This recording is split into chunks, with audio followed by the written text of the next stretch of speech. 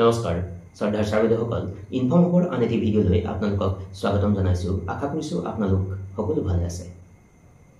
শিক্ষা ক্ষেত্ৰ আৰু শিক্ষা ক্ষেত্ৰৰ জৰিয়তে বৰ্তমান বিদ্যালয় শিক্ষাক আগুৱাবলৈ প্ৰয়াস কৰা হৈছে আৰু সেই উদ্দেশ্যেৰে এই শিক্ষা ক্ষেত্ৰত নানান ধৰণৰ নতুন ফেচিলিটিজ বা বিভিন্ন ধৰণৰ ফিচাৰ্ছবিলাক আপডেট কৰি থকা হয় আৰু এটা নতুন আপডেট আহিছে যে বিদ্যালয় ফেচিলিটিজ এড কৰিব লাগিব শিক্ষা ক্ষেত্ৰত গৈ। এটা কেনেকৈ এড কৰিব, কি কি শিতানৰ ওপৰত বিদ্যালয়ে এই ফেচিলিটিজবিলাক এড কৰিব লাগিব সেই সম্পৰ্কে মই আপোনালোকক অকণমান দেখাবলৈ চেষ্টা কৰিম। সৰ্বমুঠ ২৭টা বিষয় নিৰ্ধাৰণ কৰি দিছে আপোনাৰ বিদ্যালয়ত সুলভ হৈ থকা নানান ধৰণৰ সা সুবিধা।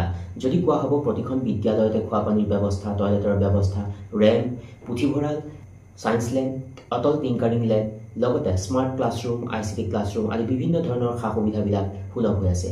আৰু সেই সা সুবিধাবিলাক আপোনাৰ বিদ্যালয়ত আছে নে নাই বা এই সম্পৰ্কে আচলতে এই এড ফেচিলিটিজ মডিউলখনত বিদ্যালয়ে গৈ শিক্ষা ক্ষেত্ৰত আপডেট কৰিব লাগিব। আহকচোন কি কি শিতান আছে এই মডিউলখনৰ ভিতৰত আৰু ২৭টা বিষয় কি কিনো বিষয় সেই সম্পৰ্কে অকণমান চাবলৈ চেষ্টা কৰোঁ। আপুনি যেতিয়া শিক্ষা ক্ষেত্ৰ অপেন কৰিব, শিক্ষা ক্ষেত্ৰ পৰ্টেলটো আৰু এড স্কুল ফেচিলিটিজ অপশ্যনত যাব, তেতিয়া আপুনি দেখিবলৈ পাব classroom, desk bench, boys toilet, girls toilet, ramp, external, তাৰ পৰৱৰ্তী পৰ্যায়ত internet electrification, safe drinking water, kitchen, library, headmaster room, table and chair, physics lab, chemistry lab, geology lab, ICT lab, tele classroom, এই সকলোখিনি আচলতে higher secondary বা secondary পৰ্যায়ৰ বিদ্যালয়ৰ ক্ষেত্ৰত প্ৰযোজ্য হ'ব। ইয়াত নিম্ন প্ৰাথমিক বিদ্যালয়ত এনেকুৱা ধৰণৰ যিবিলাক লেব সেই লেববিলাক নাথাকে। তাৰ পাছলৈ যোৱা হ'ব smart classroom, computer lab, Atal tinkering lab, internet boundary wall, nutrition garden, playground, permanent partition wall, major repairing required, minor repairing required. অৰ্থাৎ এনেকুৱা ধৰণৰ যিবিলাক ফেচিলিটিজ আপোনাৰ বিদ্যালয়খনত সুলভ হৈ আছেনে নাই সেই সম্পৰ্কে শিক্ষা ক্ষেত্ৰত আপুনি আপডেট কৰিব লাগিব। এতিয়া এই এড স্কুল ফেচিলিটিত থকা এই অপশ্যনবিলাক আপুনি কেনেকৈ শিক্ষা ক্ষেত্ৰত আপডেট কৰিব পাৰিব সেই সম্পৰ্কে আপোনালোকক অকণমান দেখাবলৈ চেষ্টা কৰিম। এপ অপেন কৰিব লাগিব। ক্ৰম ব্ৰাউজাৰত গৈ এপ্লিকেশ্যন নহয় পৰ্টেলটো অপেন কৰিব। তাৰ পাছত এই ডাছবৰ্ড দেখা পাব। এই তিনিটা ডটত আপুনি টাচ কৰিব। টাচ কৰাৰ পাছত আপুনি যাব লাগিব স্কুল মেনেজমেণ্ট অংশত।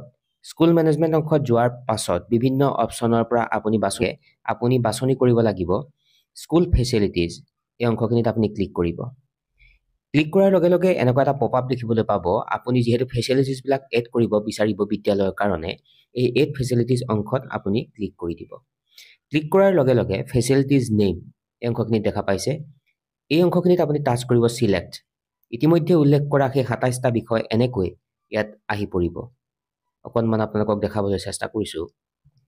টোটেল নং অফ পাকা ক্লাছৰুম, টোটেল নং অফ কাচ্চা classroom, total number of classroom uses কণ্ডিশ্যনত কিমান আছে সেই তথ্যটো ইয়াত এনেধৰণেৰে এড কৰি পেলাই এই এড অপশ্যনত ক্লিক কৰাৰ লগে লগে সেই বিশেষ যিটো শিতান সেই শিতানটো আপোনাৰ স্কুল ফেচিলিটিজৰ ভিতৰত আপডেট হৈ যাব। ঠিক তেনেকৈ যিখিনি আপোনাৰ বিদ্যালয়ত সুলভ আছে সেই সকলোখিনি বিষয়ে এনেকৈ শিক্ষা ক্ষেত্ৰত আপডেট কৰিব লাগে। ছাত্ৰসকল, এনেকৈ আপুনি আপোনাৰ বিদ্যালয়ত সুলভ হৈ থকা বিভিন্ন ধৰণৰ সুবিধাবিলাকৰ সম্পৰ্কে শিক্ষা ক্ষেত্ৰত আপডেট কৰিব পাৰিব। আৰু এই যি ২৭টা কথা ইয়াত উল্লেখ কৰিছে সেই সকলোখিনি আপোনাৰ বিদ্যালয়ত সুলভ হৈ নাথাকিব। কাৰণ বিশেষকৈ যদি কোৱা হ'ব অটল টিংকাৰিং লেব, ছায়েন্স লেব, কম্পিউটাৰ লেব, ICT লেব আদি এনেকুৱা ধৰণৰ কিছুমান যিবিলাক কথা সেই বিষয় বা সেই সুবিধাবিলাক আচলতে নিম্ন প্ৰাথমিক বিদ্যালয়ৰ ক্ষেত্ৰত প্ৰযোজ্য হয়তো নহ'ব, কোনো কোনো ক্ষেত্ৰত উচ্চ প্ৰাথমিকৰ ক্ষেত্ৰত প্ৰযোজ্য হ'ব। গতিকে যি ধৰণেৰে আচলতে আপোনাৰ বিদ্যালয়ৰ কাৰণে এই সকলোখিনি প্ৰযোজ্য হ'ব, তেনেকৈ এড ফেচিলিটিজ অংশত গৈ আপোনালোকে আপডেট কৰিব লাগিব শিক্ষা ক্ষেত্ৰত। গতিকে বিষয়টো অতি গুৰুত্বপূৰ্ণ আচলতে, আৰু সেইকাৰণে কথাখিনি আপোনালোকক অকণমান অৱগত কৰাবলৈ প্ৰয়াস কৰিলোঁ আৰু আশা কৰিছোঁ আজিৰ এই আলোচ্য শিতানে আপোনালোকক উপকৃত কৰিব। সকলো ভালে থাকিব। পুনৰ লগ পোৱাৰ প্ৰতিশ্ৰুতিৰে সকলোকে শ্ৰদ্ধা জনাই সামৰিছোঁ। নমস্কাৰ, টেক কেয়াৰ।